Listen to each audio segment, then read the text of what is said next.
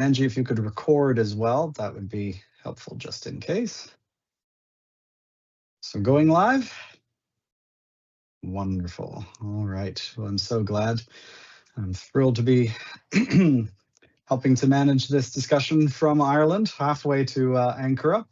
But I'm really pleased to all of those joining us today. My name is Robert Baines. I am the President and CEO of the NATO Association of Canada. We're a charitable NGO dedicated to informing Canadians about the value of security and the importance of NATO. That's something that most Canadians don't have to think about on a day-to-day basis, which is great, but also presents a number of problems for any democracy that thrives on education and an engaged citizenry. So that's our mandate at the NATO Association, to make sure that Canadians don't forget about how security is woven into our everyday life. Every moment we share, every time we go to a show, every time we share a coffee with a friend, it is underwritten by an invisible infrastructure of defense. And that defense infrastructure is largely provided by an amazing network of alliances. And right at the center of that is NATO, the North Atlantic Treaty Organization, founded in 1949 with the simple idea that an attack upon one is an attack upon all. This is maintaining peace through strength, through allies, through friendship, saying that we will protect one another. It is the best way that we have found since the First and Second World War and the terrible death and destruction of those two conflicts. The best way that we have found from that horrible, horrible death and destruction to maintain peace is through deterrence, through the knowledge that if someone attacks us as an alliance, we will respond and have the capability to respond. That's why NATO is so important to Canada. That is why it's a foundation of our international engagements, and why we're thrilled to be able to help articulate the value of NATO to Canada. If you're not already a member of the NATO Association, we do encourage you to become one. We're active across the country. We're also active on most of the social media platforms: LinkedIn, Twitter, Facebook, and Instagram. And of course, here on YouTube, please do follow us if you're not already. And today we're obviously going to be dealing with the moment that we are in with the Ankara NATO Summit.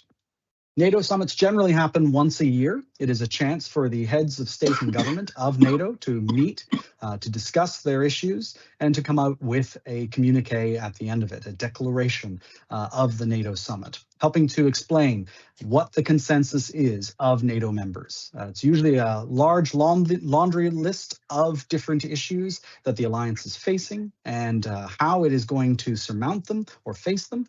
And this year, the communique is significantly shorter because it was dealing with some very simple issues. Number one was defense investment. Number two was defense innovation. And number three was supporting Ukraine.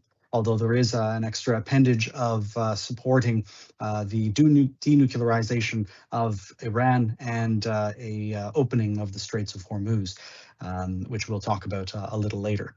But these communiques are very important because it shows what NATO agrees upon, and that is NATO's strength, consensus, making sure that everybody is on the same page and therefore can speak with one voice and do a significant amount of heavy lifting regarding any issue of defense and security in the North Atlantic area. So today we are going to talk with three outstanding speakers who are going to be our panel. I'm really pleased to have Dr. Anessa Kimball, David Collenette, the Honorable David Collenette, and Major General retired David Fraser. I'll give each of them a specific intro. And I also did want to introduce Manjinder Kaur, who's one of our outstanding team members at the NATO Association of Canada, our team lead and our digital copy editor. So Manji, thank you very much for joining us. She'll be asking two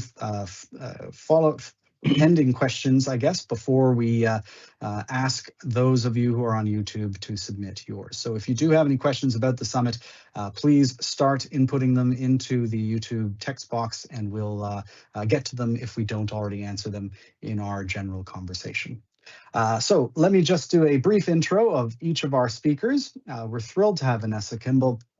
Anessa is professor of political science at Laval University the director of the Centre for International Security, and co-director of the Canadian Defence and Security Network with Steve Saidman, and also a member of the Defence and Security Foresight Group, the North American team. Professor Kimball received their PhD in political science from the State University of New York, Binghamton, excuse me.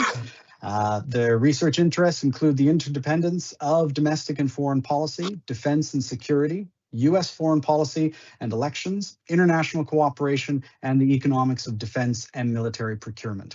Kimball directs 2 separate research projects on burden sharing in NATO and the institutional conceptualization of informal defense and security arrangements. I should also say, we've been thrilled to have Professor Kimball join many of our events, especially talking about the 2% benchmark that was brought forward at the Wales Summit, and I'm sure we'll get into that a lot more.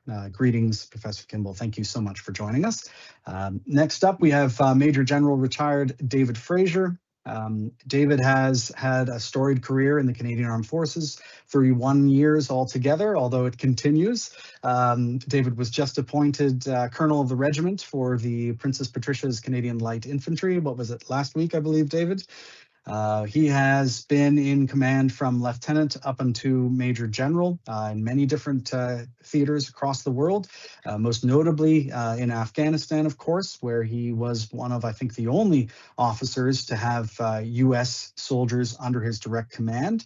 Obviously also the commander of Operation Medusa, and that was the largest NATO operation ever in the history of the alliance, with the most soldiers involved. David has remained very involved in the defense and security world, currently with Aegis Corp and BMO, constantly working to make sure that our new era of defense engagement, shall we say, especially through industrial and business endeavors, is flourishing. So thank you, David, for joining us. And finally, always a pleasure to introduce the Honourable David Collenette, Chair of the NATO Association of Canada.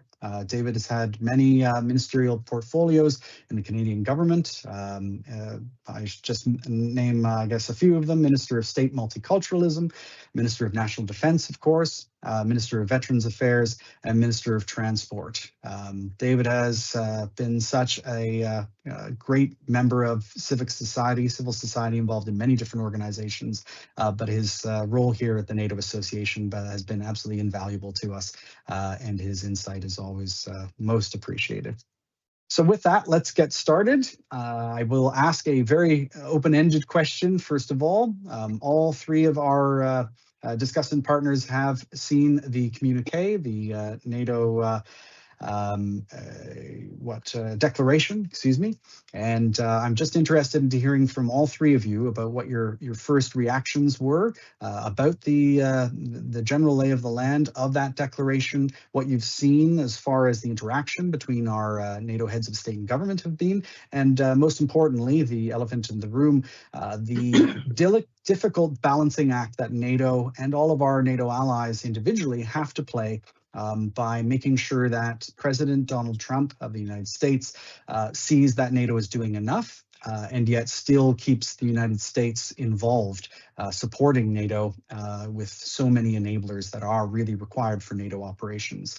It's a very difficult dance, and I think we saw almost every single leader of the alliance having to, put a few dance moves in that order in one way or another. So Anessa, why don't you start us off? I'd love to hear a little bit about what your first thoughts are on what you've seen at the NATO Summit in the past 2 days. Sure. So I think one of the things that was a bit notable was, like you say, the orchestrated dance that we kind of saw around Trump in some senses. Leaders, coming with the placations first. We talk a little bit like, maybe this is like we're hearkening back to the old days of feudal times where you would come with gifts of tribute or something. And maybe these tributes were, the flurry of all of the agreements that were signed. It was not random or coincidental. It was very strategically timed. I mean, on Canada's side, some of these agreements had been in negotiation for a long time. So this was clearly the moment to kind of bring all of these out. in a way to kind of demonstrate to Trump or try to convince him, or at least overwhelm him with information to reduce his complaints. And so did it work? Well, we're still waiting to see. We're going to kind of wait to see his reaction. And I think in Canada, we're all we have this memory of Charlevoix in 2018 that sticks in our mind, where kind of Trump returned and then, basically refused everything that he had agreed to.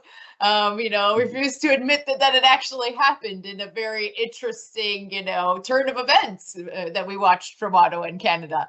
And so, I think nothing is really sure until Trump has actually kind of internalized it and admitted it publicly. And even then, maybe sometimes he, goes back on his word, as we know.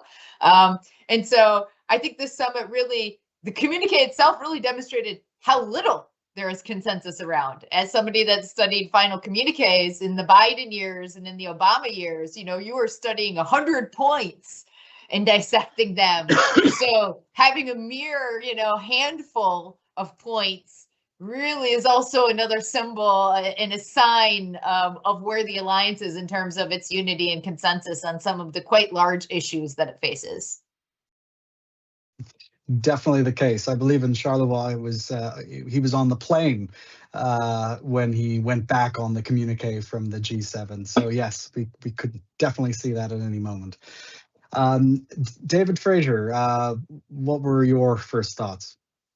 Well, I think I look at this meeting in three buckets. What was the statement that came out of it? Pretty, nondescript. Number two is, what was the public exchange between all the leaders? Very cordial, very polite. And most importantly is, what were people saying behind the scenes? What were they saying in front of the media? And it was exactly what we thought was going to happen. Trump was angry. But at the same time, I think we all have to acknowledge and give Trump credit. He's a catalyst. He's helped renew NATO. He's gotten all the countries to spend money. He's gotten the countries now to talk about political and hard things that we haven't talked about for decades. So we got to give him credit for doing that.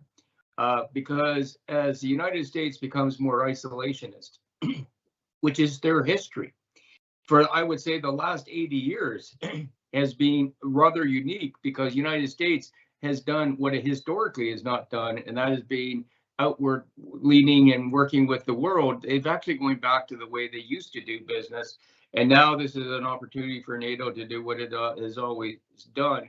And I think the most important thing for us on this call, Canada, who has been a laggard, is no longer a laggard. We're not promising. We're delivering with real money. We're delivering with real projects. And I think, Canadians can be proud of what's going on, because in the last 3 or 4 days, there have been significant announcements that Canada has made and continues to make, and the world is starting to pay attention and follow our example. Something we've always wanted, but we've always just had the words. Now we've got the deeds. Always nice to hear that. David Collenette, what were your first thoughts? Well, I agree with what Anessa and David said generally, but I'm a bit more enthusiastic, perhaps. It's usually politicians and former politicians that are cynics, but I think my two friends here are a bit more cynical than I. But from a political point of view, everybody thought this was going to be a disaster. Trump was going to do something, walk away. The example of Charlevoix was given. That did not happen. The communique is a streamed down, very business-like communique, and I think incredibly important. The first point deals with Article 5, which Trump had vacillated on. The second point actually explicitly talked about the Russian threat. So how is Putin going to deal with that when he talks to Trump about Ukraine? And then the cooperation on tactics, strategy, and equipment, and the spending. Everybody is happy with that. I agree with General Fraser that we've been laggards for many years. I saw it when I was in government. We were doing massive cuts at the time, and we have really come a long way. I think the public has been ahead of the government in the past, and now we have a government that is there where the public is. Ukraine, I mean, explicitly, Ukraine is going to be defended. And yes, the 70 billion is going to be provided by Canada and this year, and the EU buying American armaments, which by and large, American armaments, and that makes Trump happy. And then, of course, the bone that was thrown on Iran. They've all said there should be no nuclear weapon in Iran, and that's a no-brainer. I think everybody would agree with that. So I think everybody got something out of it. But the key is that the alliance, I think, has come out of it stronger.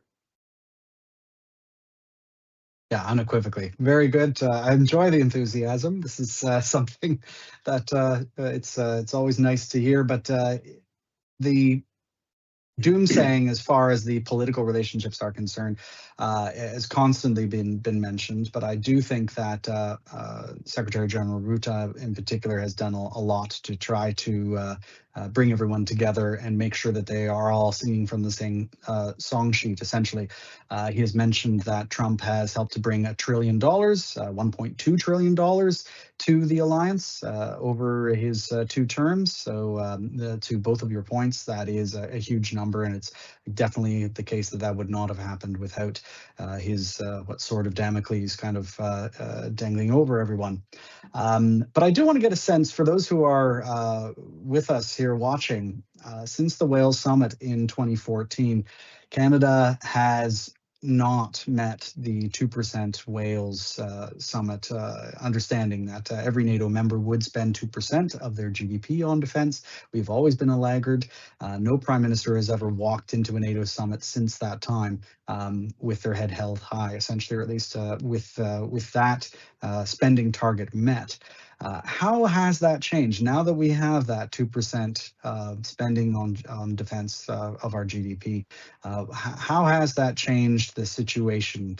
Do you think? I'd be eager to see what you all three of you think. Anessa, you've studied the 2% benchmark and even published a book on it. I'd be really interested to hear what you think the kind of what mental change is the rest of the alliance, how they view Canada, and what that means for our ability to help lead the alliance, or at least part of it.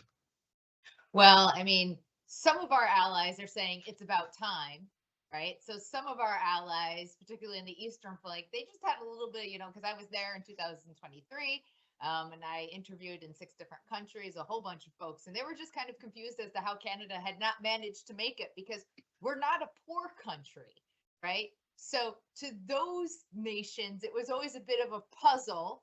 And we always kind of explained it as, well, it's kind of the political winds in Ottawa, and the sense of security of Canadians has never really felt that much at risk. And so I think one of the reasons why this is turned and that it's a little bit acceptable now is that the sense of security is at risk in the Arctic.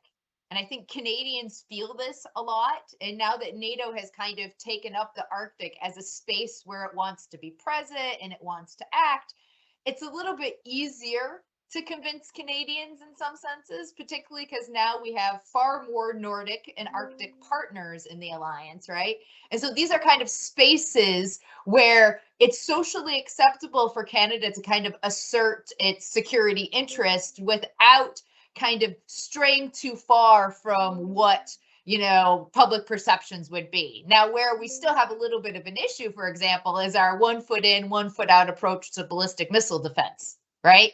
Those are the sticky things that we haven't really committed enough to, but they're the bottom underlying frictions now where we really have to start making those tough decisions. And so I think that that's one of the things, that we need to kind of remember in all of this. While we've come a long way, some people, and this is us tapping ourselves on the back, we're very good at that. But, almost all of the partners made 2%. Now what? Good point. All right, General David Fraser. I wanted to go through a little bit of the laundry list of some of the things that were underlined in the days leading up to the summit. Prime Minister Carney mentioned, obviously, again and again, our achievements before the summit regarding reaching that 2% of GDP defense spending. But most recently on Monday, the multi-billion-dollar purchase of up to 12 submarines from the German shipyard TKMS, a major purchase of Saab's Global Eye airborne early warning planes, the purchase of HIMARS, the High Mobility Artillery Rocket System from the US, along with an announcement of the support of 8 countries for the Defense Security and Resilience Bank, which will be headquartered somewhere in Canada.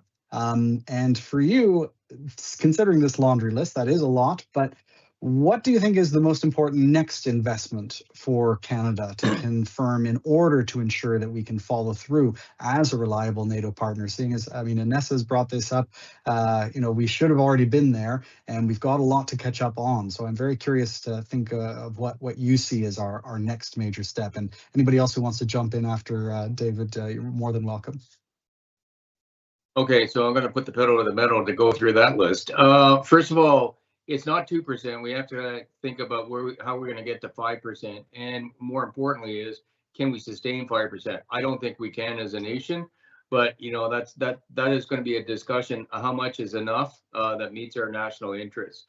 Number 2 is I think the submarines are perhaps the most strategic buy that we are entering in. I mean, the Navy's going to be thrilled, but for them, it's fundamentally going to change this Navy from a surface fleet to a subsurface fleet with 12 submarines. And I think the other thing is the Iranian war and the Ukrainian war have shown the advent of technology and of missiles that the aircraft carrier used to be the platform of state power. It's now gone to a submarine. And I think that puts Canada into a new picture, a new status in the world, and having these state-of-the-art submarines that will do an awful lot will be a great advent to Canada vis-a-vis the NATO rubric. The Saab aircraft are going to be helping out not just NATO, but it will be helping out NORAD. We can't get away from the fact of geography. NORAD is going to be the most important thing we have, and it's going to be Canada, US supporting the continental defense. And so we have to make sure we get involved in continental defense, and that means Golden Dome. Where do we have to invest next? Golden Dome. And Golden Dome is whatever the cost is, this is what we have to do. Why? Defense is the entry fee to any other conversation that you have with the United States. It is not the end. It is the beginning and unlocking the door to have all these other trade discussions that we're having. And even if we pivot off of the United States and go back to Europe, we're still going to do the bulk of our trading with the United States. So you can't ignore the fact we've got to solve the NORAD problem. We got to do more investing with the states. We got to do more investing with Golden Dome. And that brings me to the point where it's going to be AI enabled. We have to become world leaders on AI enabled capability that supports all these other technologies. And let there be no doubt about it, the Americans are spending $1 trillion a year on this right now, because the Chinese are the real threat. So I think that's where we have to get real serious about where we're going to do with AI and how big are we going to do that. And the DSRV, I think, the fact that no other big leading countries have gotten in on that should be an indicator that what we're talking about is how do we finance it with the current financial structure and not rely on the DSRV. I think there'll be other issues, but I'm going to stop there. Thanks. David, do you have any thoughts, or Anessa? Well, look, I'm a very agreeable person by nature, and I agree with both of my colleagues here today what they've said, and I want to pick up on a couple of things. On the question of the Prime Minister, I want to start with that, and Canada's position. I agree with General Fraser that Canada has really shown leadership here. Apparently, there was an article in the Wall Street Journal today that talked about Prime Minister Carney as being, in effect, a de facto leader of the free world. Maybe I'm paraphrasing here. I'm sure the president was not happy when he saw that. But the fact is that because of the ambivalence of Mr. Trump and the Americans in the last couple of years, it has allowed other leaders, the German Chancellor particularly, and also our Prime Minister, to fill the vacuum. And I think they've done great credit by showing leadership, especially the Davos speech of the Prime Minister. And then coming to Turkey with the big commitment of spending, as we have announced, I think really puts us in a very strong position. On the question of BMD and Golden Dome, I agree with both that those are questions that follow on from this debate. But I think the mindset now that we have in Canada, the public buy-in for defense spending, when they see what's happening in Ukraine on a nightly basis, when ballistic missiles are getting through, the air defenses are required. I think some people who were reluctant to engage in ballistic missile defense, and we went through that when I was in government, will have a more open mind. And on the Golden Dome, and General Fraser knows, you know, the Canadian and American militaries have been talking since the Second World War about in effect, the protection of North American airspace. President Trump calls it the Golden Dome because he likes cliches, but really, I'd like to hear his view, particularly General Fraser's particular view on this. But you know, there's been cooperation, there's been planning all along. It's not like something that we have decided to do. And of course, NORAD is part of that North American defense. But these issues certainly there has to be further investment in both. And I think the public mindset is more accommodating today. So if I could just jump in on that, I mean, Sure. you know, I was actually posted to Colorado with the Binational Planning Group. When Canada decided not to go and do BMD, we stood up the Binational Planning Group. What was it? It did everything that NORAD didn't do. Maritime domain awareness, support to civil authorities, intelligence sharing. It was a compendium to NORAD, and essentially it was the precursor to a continental defense organization. And to Anessa's point, we can get involved in BMD, but we don't have to be involved in pulling the trigger that actually fires the missile. But we can do all the surveillance, we can do all the briefings up to the Prime Minister and the President. We can make sure that we understand what's going on in our airspace so that the missiles don't land in our area, or at least we know what's going over there. I think there's a lot of room for negotiations about what we can do. But I was part of, you know, that, you know, nascent organization that, you know, was the, you know, the offshoot of not getting in there. And there's an awful lot of room for Canada to get involved in. I'm actually optimistic about where we are as opposed to pessimistic. And I think, you know, building on the relationships that the minister just talked about, Canada, US, we've got a great relationship to build on and to actually take this relationship to the next level. Yeah, and go ahead, Anessa. Yeah. I was just going to say that I think President Trump is rightfully frustrated with Canada for dragging its heels on NORAD modernization. And even though we have made important decisions, he's still looking at it as though you've had liberal governance since more than a decade, and you still haven't managed to deliver on this one thing that is very essential for his view of securing North America.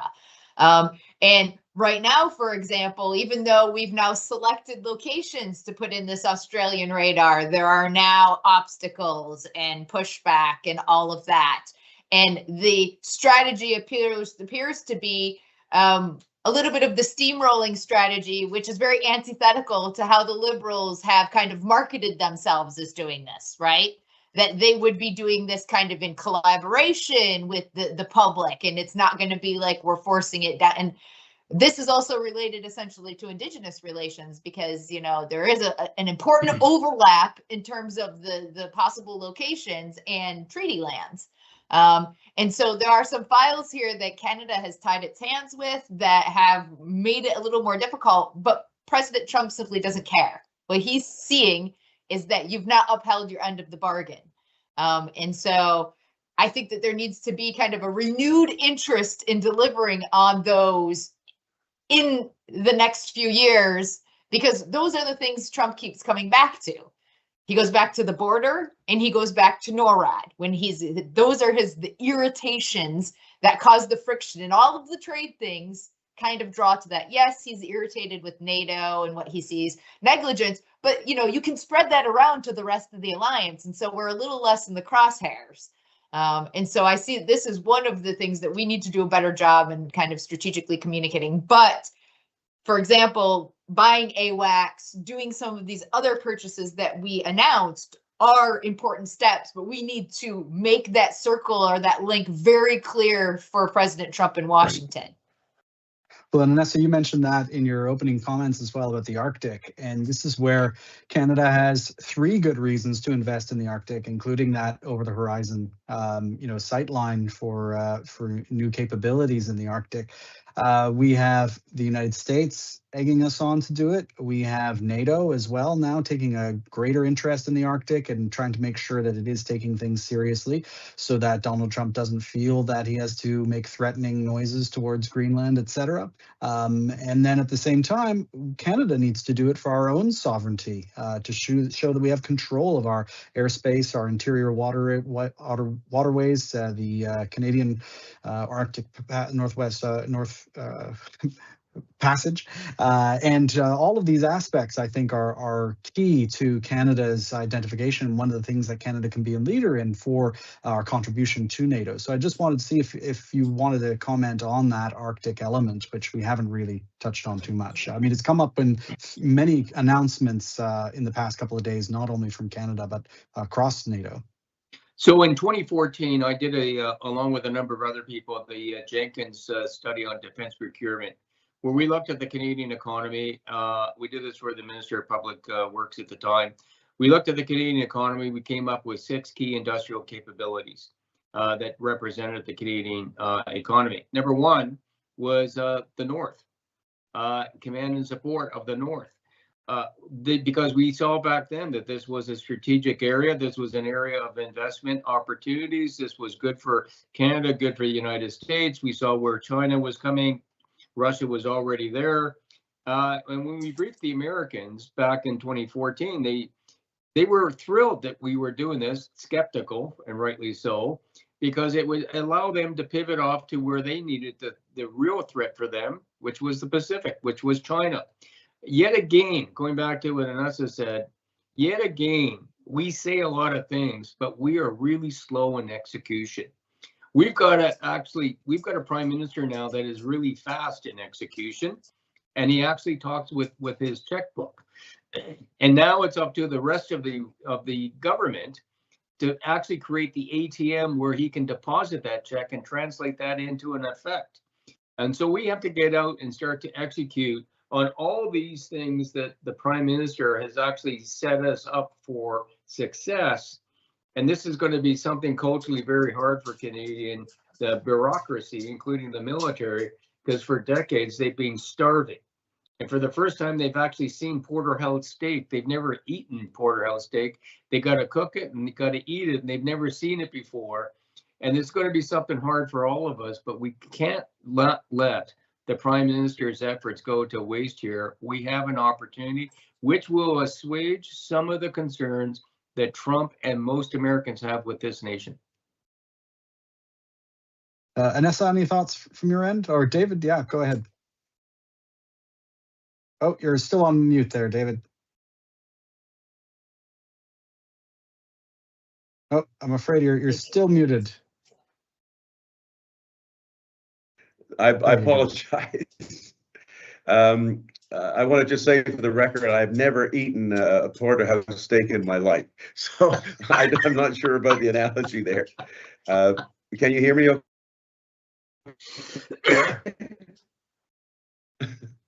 Yeah, we can hear you. Sorry, there's a bit of a jumping around here. You can hear me. I just want to say about when I was in defense, nobody in government looked at the Arctic. I remember getting blank stares, both from my military and public service advisors, great people as they were. That wasn't an area of focus. But you had to see where the world was going. And we're talking about NATO today, and there has never been a specifically Arctic focus to NATO's endeavors. But of course, most of the countries are, with the inclusion of Sweden and Finland, are now NATO countries. And so the NATO's expansion, its mandate has expanded into the Arctic. And I think that's something that we have to be very cognizant of. And I agree with General Fraser there that the investment is required. to make sure that we have the presence as the Arctic warms up. And we're lucky because I understand that the Canadian side of the Arctic is still pretty icebound along with Greenland, but that is changing, and we're going to come under incredible pressure soon. Anessa, any comments? I think one of the things that it's essential in the way in which we think about developing the Arctic is really kind of putting forward the dual use aspects and being very clear about how the development will and will not align with the new kind of defense spending and investment spending pockets that NATO has developed. One of those pockets is the 1.5%, which is for securing infrastructure. This is so vague and ambiguous. It's not exactly clear what counts and what doesn't count. So for example, Canada's investing in this rapid rail, which is the Alto. Does this count or does this doesn't count? Well, if we decide to put troops and move troops on it some way, then maybe it counts. Like, again, there is so much ambiguity. It's almost like that is now going to be this pot of money where it can be almost anything and everything. And now we've also said, oh yes, but also what provinces and municipalities do also are in this pot. And so if anything, I see that this is going to be a little bit of a challenge while we continue to work to the 3.5, which is the core defense. And now in that, the real essential part that's going to get the Canadian, we'll say, bang for its buck, which is a bad analogy, but at least with respect to Canadian economy, is investing in equipment. Now, the scientific research and studies are not actually very, they say actually investing in the personnel and all of that is not really something that's going to help the competitiveness. And so this tends to be counterintuitive to how we are selling all of this, because the main way we're selling all of this is jobs, jobs, jobs. But in the end of the day, the jobs aspect is not necessarily the thing that's going to bring the competitiveness and the economic benefits to Canada. And so we have to be careful as we go through these very tricky waters. I'm a little bit more optimistic about the 1.5 infrastructure when if I look at the bases that haven't been invested in for 50 plus years. You look at the roads, you look at what the pipes under the ground, we can spend 1.5% on every base across Canada without even blinking an eye. Easily. And we're still not even halfway there to bring that back up.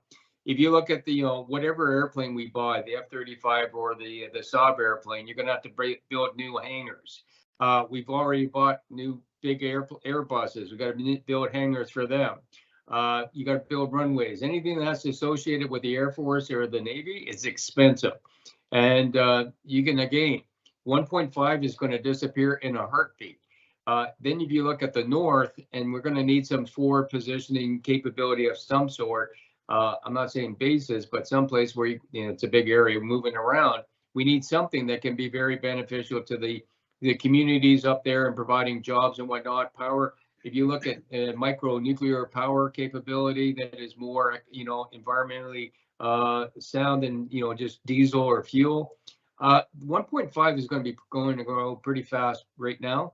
And that's the easy part. That's the low hanging fruit that I see. The 3.5 is the more complicated stuff. Look at the F-35 and how hard that is being. And that's going to take political willpower. Professor Kimball, I think, has put her finger on it about the 1.5. I hadn't heard that Alto was being claimed to be part of the 1.5. I'm not sure about that, but I know that these are they're trying to figure out what can and what cannot. And obviously we have very large ambition. So, well, as a notorious high-speed rail buff, I would even disagree that should be included in a 1.5. That's stretching it.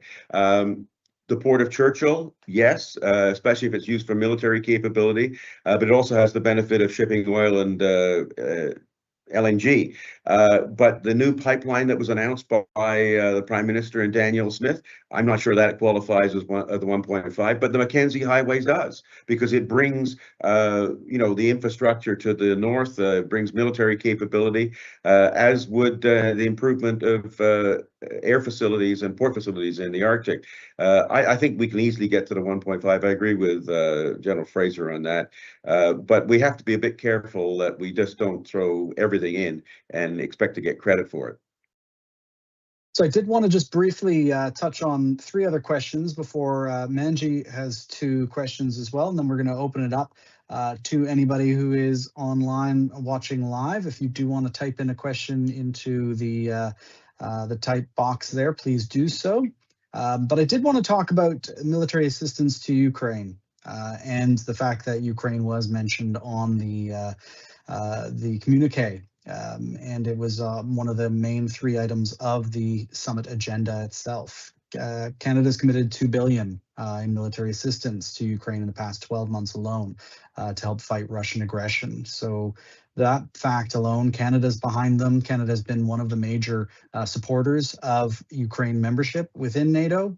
Ukraine was originally told that they would be members in NATO. I think it was 2007 or so. And since that time, membership has been dangled before that country. Now, I know that a lot of people think that the shoe is on the other foot, that Ukraine has a lot to offer NATO, and NATO should be really knocking at the door of Kiev. So I'd love to hear each of you just talk a little bit about your own thoughts on Ukraine and where we are regarding the relationship between Canada, NATO, and Ukraine. Anessa, any thoughts on that? Well, I did write an article on NATO and EU enlargement, so I probably have too much to say. And so what is interesting is that I studied all of the countries that entered the EU and NATO after the Cold War, right? And this essential question is, when were countries invited, right? Could we understand anything systematically from when they were invited? Because the processes themselves seem relatively murky. And we would say, well, they're not really connected because they're not the same organizations. But the reality is that they were connected because for most of the countries that were seeking to join, actually kind of the same negotiation teams were undertaking both endeavors, right? And so it was really, to me, I saw these as what we call them seemingly unrelated yet simultaneous processes that had this indirect link, right? And so one of the things that this research, so first off, when I was doing the research, there was so little data on Ukraine. It was extremely clear, and this was back in this was around 2019, that Ukraine was quite far off relative to how I was able to collect data for all of the various other states. So first off, even in that era, it was pretty clear that Ukraine was in a very different situation. One of the other things I did was I looked at the NATO partnership action plans. So any action plan I got my hands on, I actually read it, right? One of the things that was also clear is that Ukraine was not doing as well as the countries that ended up getting invitations in NATO and actually implementing some of the political criteria, and particularly some of the criteria that has to do with the respect of minorities, right? And in fact, one of the things that was frequently pointed out was their non-respect of Russophone minorities and their discrimination of Russophone minorities.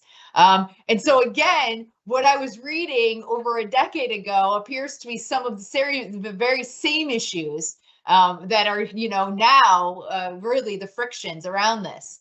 And so the other thing that I thought was really interesting is that no country joined the EU before NATO. And so NATO was really the first actor, right? And kind of entering them into these elite clubs, right? And so in some senses, when you look at the political situation and the various things that it is, the NATO membership plans have asked Ukraine to do and the political environment, there has been more lagging. Ukraine has been very active on the security front, right? So it's done very good at kind of ensuring that it's fulfilling the security criteria. So do we forsake the political criteria for the security criteria? Some people say we've already done this when we invited countries like Hungary.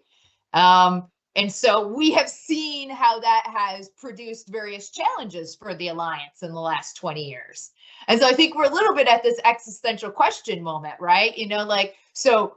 Which criteria would we say we must enforce and which criteria would we say, oh, that would be nice, but it's not essential? None of that is very clear, but what is clear is that involving Ukraine, bringing Ukraine in would absolutely create more exposure of front to Russia. And so right now, when you kind of calculate the amount of NATO countries that border directly Russia, we'll say Belarus, right? We've kind of minimized exposure, and we've created these fronts that are, you know, 3 different fronts that are unique. But of course, one of those fronts goes right between Romania and Hungary, right? And so this really also represents this challenge, and Ukraine would be in this front, which is already problematic for NATO. So this is a long response to say that if NATO did this, it should very much know what it's getting into, and it is absolutely opening a little bit of a can of worms that it's already opened partially and has found difficult to manage. Unequivocally. David Collenette, you were part of the government that was in power in Canada while a lot of the expansion of NATO was going on in the 90s. I'm sure you've got some thoughts on this. Well, I was very proud to be part of the Partnership for Peace, along with Bill Perry, my counterpart, and Volker Ruhr from Germany, because Helmut Kohl, the German chancellor, was the one that really had the vision to see that following the breaking up of the Soviet Union, that the former Warsaw Pact countries should be given an opportunity to join. And so Prime Minister Chrétien and President Clinton and President Kohl banded together and instructed us to lead on that front. And most of the new members came in later in the 1990s, and I think it worked very well. But these were all Warsaw Pact countries that democratically chose to become part of the alliance. The difference with Ukraine is that there is still an issue in the Russian mindset as to whether Ukraine is in fact an independent state or really part of Russia. I mean, as you're going back 3 or 4 centuries, you can see that parts of Ukraine historically were allied with or part of Poland, and either the Lithuanian Empire and the eastern parts with Russia. And I think that admitting Ukraine to NATO is going to be, down the road, one of the toughest questions for the reasons that Professor Kimball laid out. That it might very well be that a part of any peace deal with Russia, a Ukraine neutral state is really the answer. And yes, you could have a militarized state that's neutral. Look at Finland. Finland, with its big armaments, its conscription, for years and years was a neutral state, but yet had its own defenses. So I think that is the model probably that would be more acceptable. But the Germans and the Americans, as 2 countries in particular, I don't think would accept Ukraine as a member of the NATO at this point. Who knows? Things can change. David Fraser, any thoughts from your point of view, or happy to? I agree with both my colleagues that the Russian history with Ukraine is so complex that to try to separate it now, given the fact that there is an active war going on between Russia and Ukraine, is a bridge too far for NATO. NATO is just trying to get its own act in order with the hollowing out of the United States. I think that is going to be all-consuming. So try to even consider adding in Ukraine, which would then put NATO in a direct conflict with Russia, which is what we don't want. So I think Europe and Canada will continue to tactically support Ukraine that pushes off Russia. And so the $2 billion is a bargain, because no Canadian lives are going to be lost doing it. We can give them trucks. The one thing that Ukraine needs today the most is missiles. And who makes the missiles? United States of America. We don't make missiles. The ones that they're looking for, Patriot and other air defense. Interceptors. Yeah. The interceptors. These are critically needed. And Iran has depleted the stocks. Ukraine has depleted the stocks. Israel has depleted the stocks. These are things that we're all going to need, including Canada with defense spending.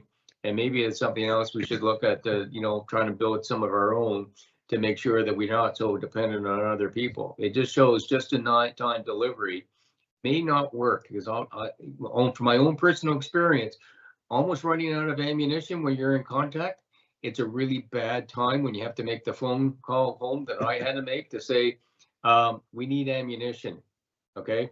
and then all the problems that comes with that. These are incredibly difficult conversations.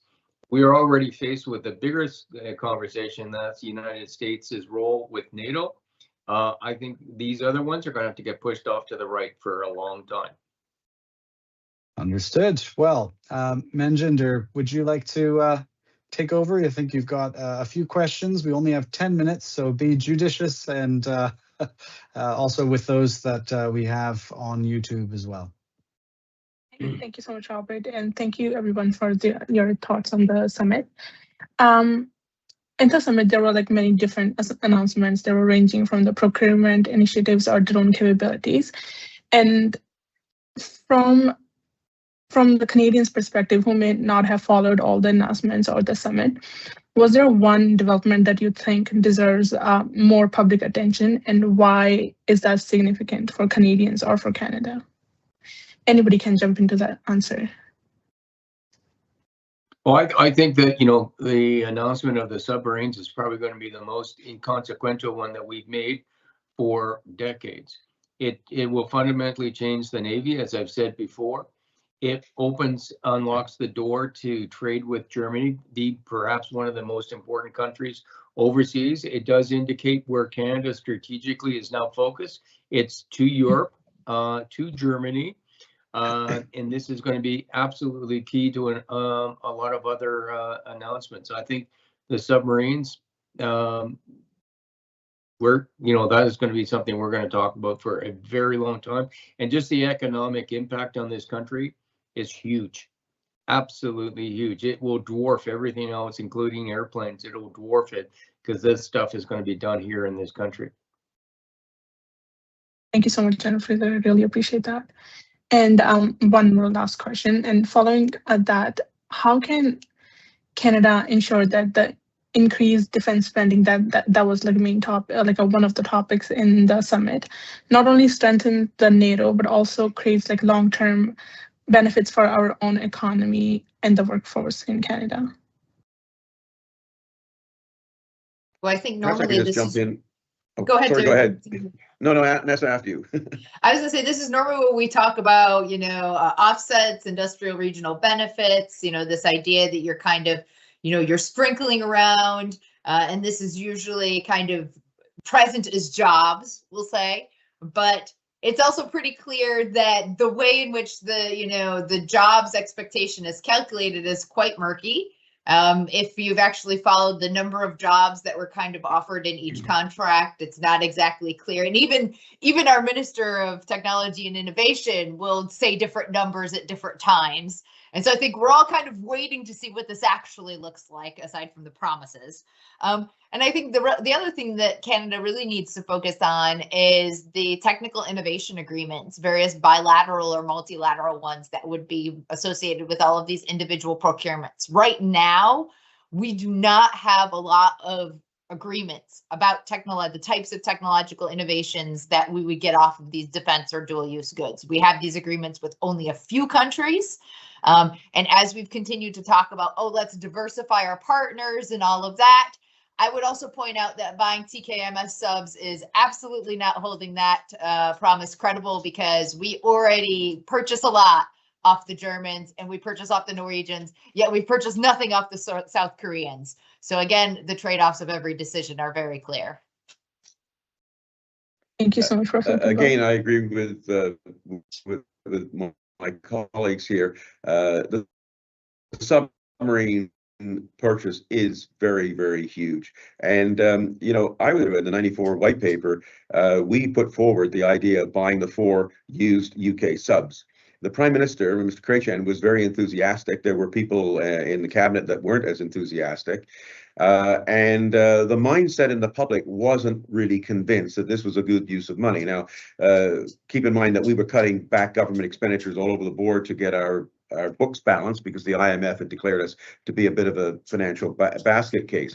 But it took 5 years after we made the recommendation in the 94 paper for the government to actually make the deal with the Brits on those subs.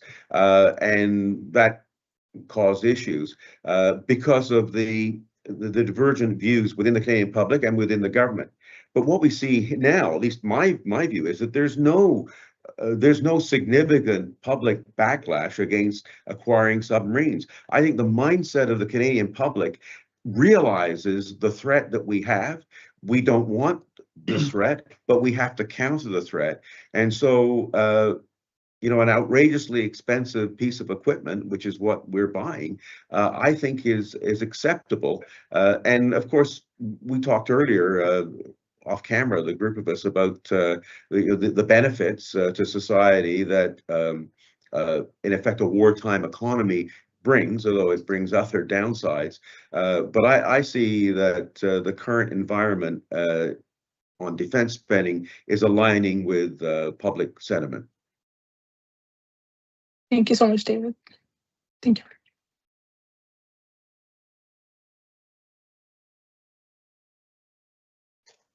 Do we have any questions from the audience on YouTube?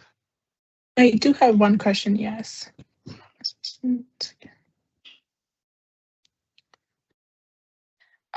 So there's a question. As President Trump has he consistently emphasized on greater burden sharing among the NATO allies. In any of your views, has that approach ultimately strengthened the alliance by encouraging greater defense investment, or has it risked making the collective, the defense, feel like more transactional? I think the alliance is stronger today than it ever has been. We've Agreed. now created relationships amongst leaders that otherwise may have been going on the wrong direction.